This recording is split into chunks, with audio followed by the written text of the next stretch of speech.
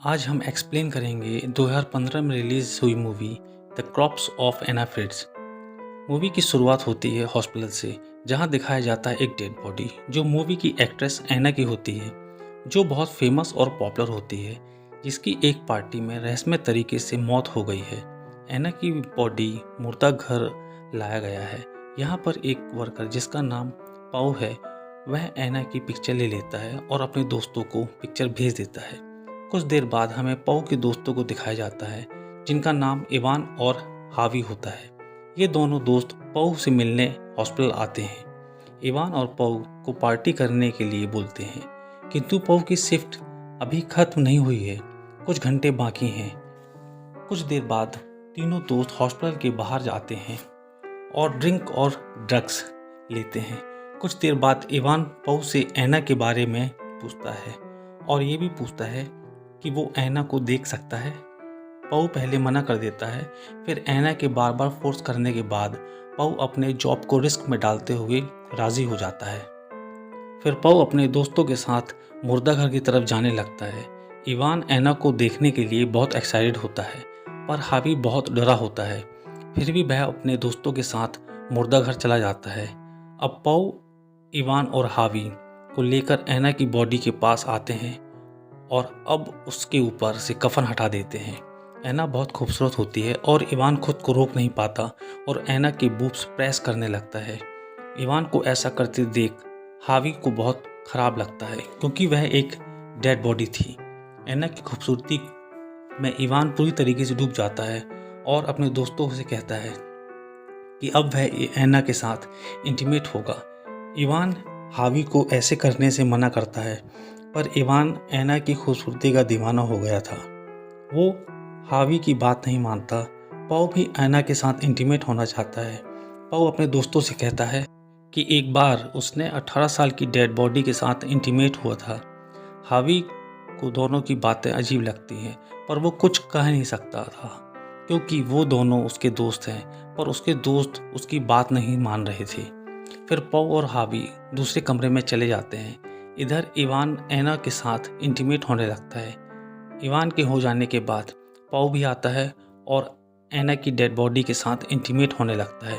तभी इंटीमेट के दौरान एक आश्चर्यजनक घटना होती है। एना एकदम से आंख खोल देती है और मुर्दा एना फिर जिंदा हो जाती है।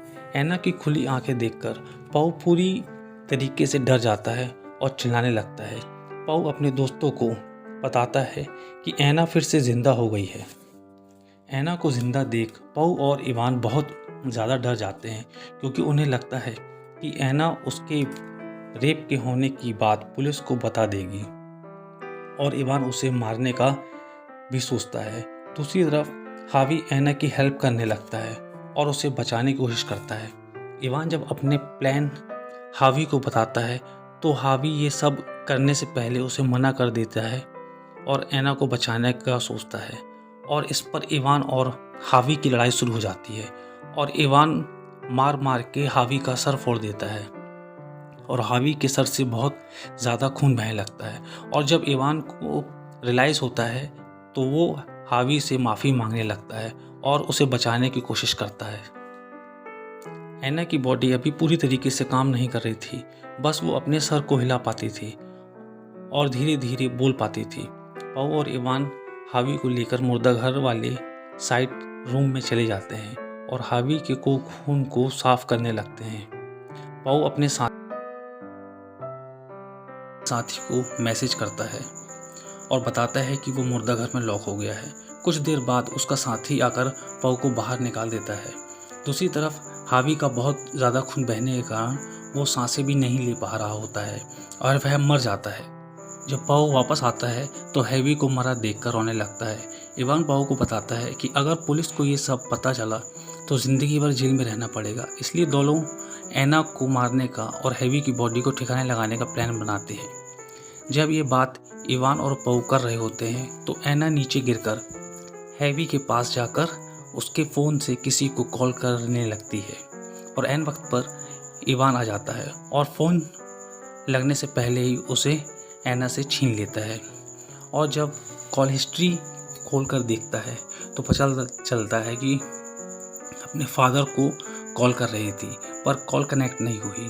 इवान एना को दूसरी जगह ले जाने लगता है, पर तुरंत हावी के फ़ोन में किसी का कॉल आने लगता है। एक्चुअल में ये कॉल एना के फादर का होता है। जैसे ही इवान कॉल को उठाता है तो एना ज़ोर ज़ोर से चिल्लाने लगती है, फादर को पुकारने लगती है, लेकिन पो उसका मुंह बंद कर देता है और इवान एना के फादर को कहता है कि रॉन्ग नंबर है और फ़ोन काट देता है। इस बात से इवान बहुत गुस्सा होता है। अब इवान हॉस्पिटल के बाहर डस्टबिन लेने जाता है कि हावी की बॉडी को डस्टबिन में डालकर बाहर जा सके। पो कहता है कि वो एना के हाथ पैर बांध दे।